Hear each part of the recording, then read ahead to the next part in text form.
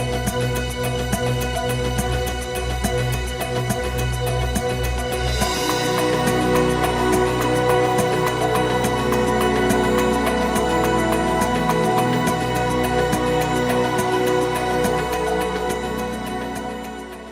is Krisztina Bodis.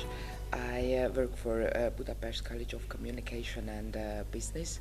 I'm also head of the foreign languages department there, and I teach English language, general language courses, and also some subjects on the history of Central Europe and the European Union in English for both Hungarian and international students.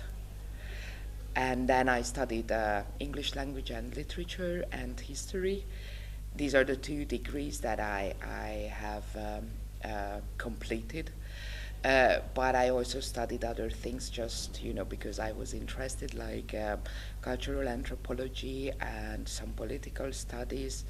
But basically, officially, I'm only a teacher of English, and I've got an MA in history.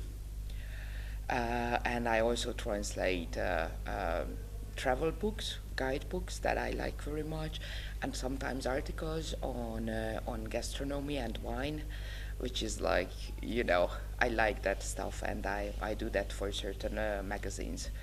Uh, Basically that, I think. Great. Our theme is crisis, construction, reconstruction of Europe. So what kind of Europe do you visualize for yourself? Oh, yeah, it's very difficult to answer, but of course, Europe with open borders, where there is no problem to travel. Partly that is already realized, but not everywhere. And yeah, basically this multicultural and free Europe. That I think the most important thing for me for the future. And do you think that the crisis that is happening at the moment, or has happened for the past years, can it bring new paths to the development of Europe, or in which ways it could bring new ways for development? Yeah, it's very difficult to foresee that for the future, especially because mainly right now it's an economic crisis, but also I guess it will involve all kinds of social and identity crises as well. But I'm not very familiar with finances and the economy, only to the extent that any average person feels it in his or her everyday life.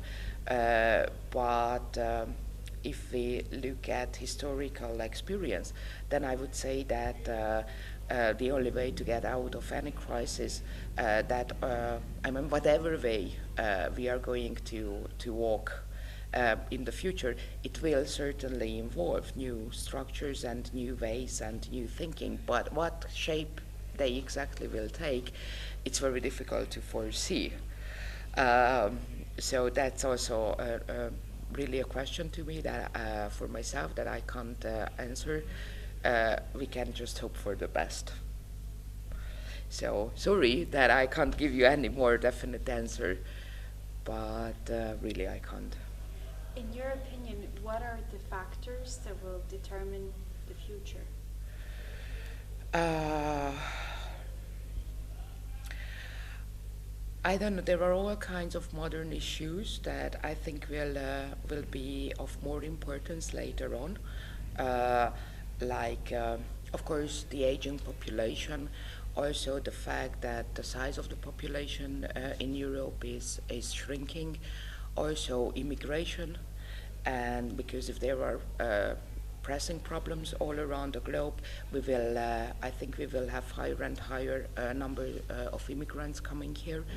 But also, just today I heard an interesting lecture saying that social media is becoming asocial, that people are more isolated from each other, and that this is only today I started thinking about that. That might be a problem, or that might shape a very different future for Europe, and that might become a very important issue.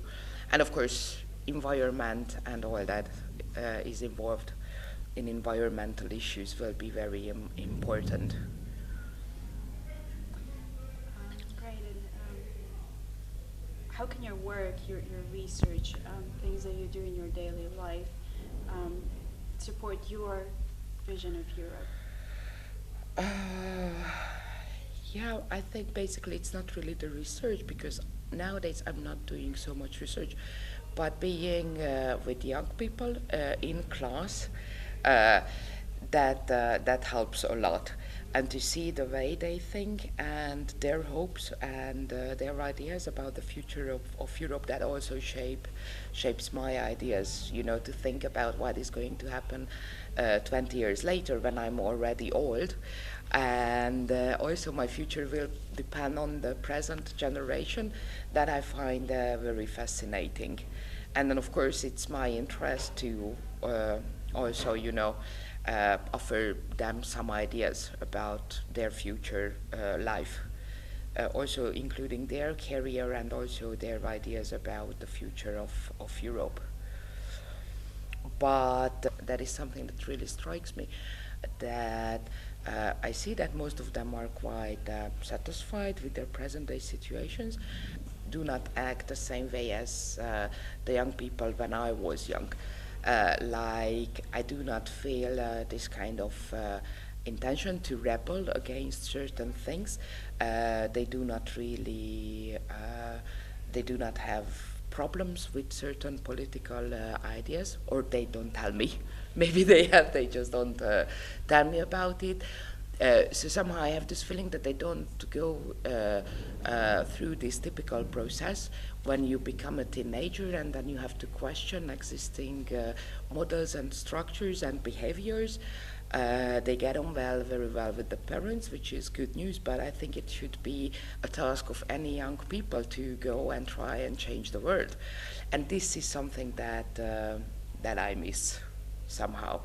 Or I have the wrong perspectives. That may also be possible. Great.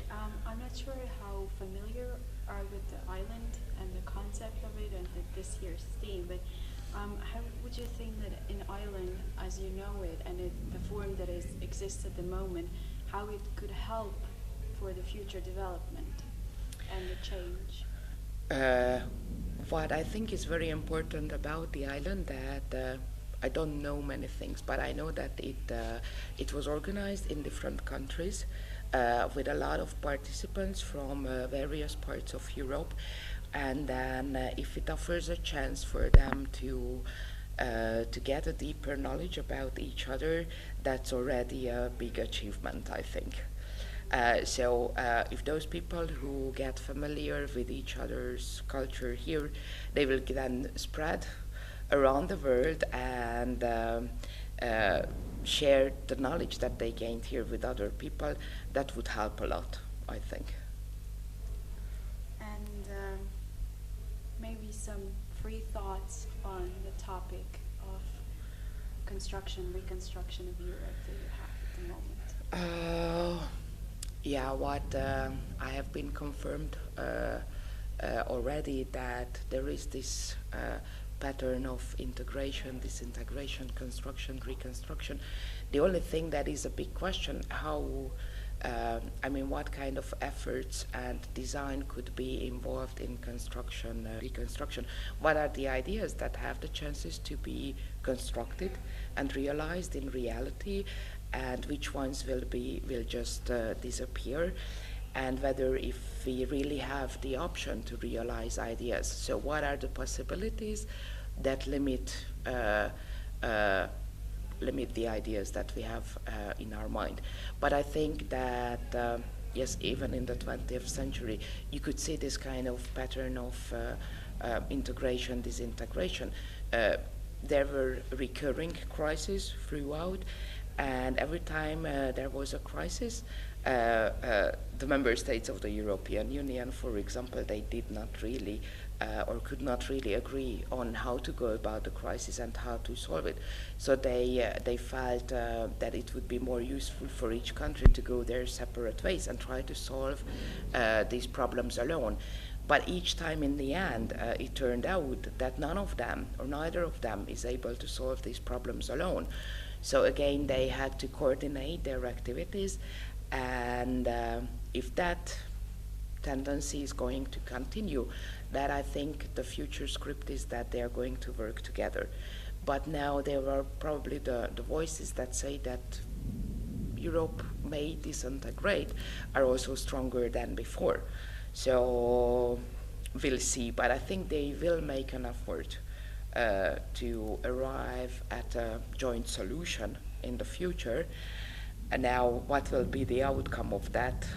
I think that nobody knows that at the moment.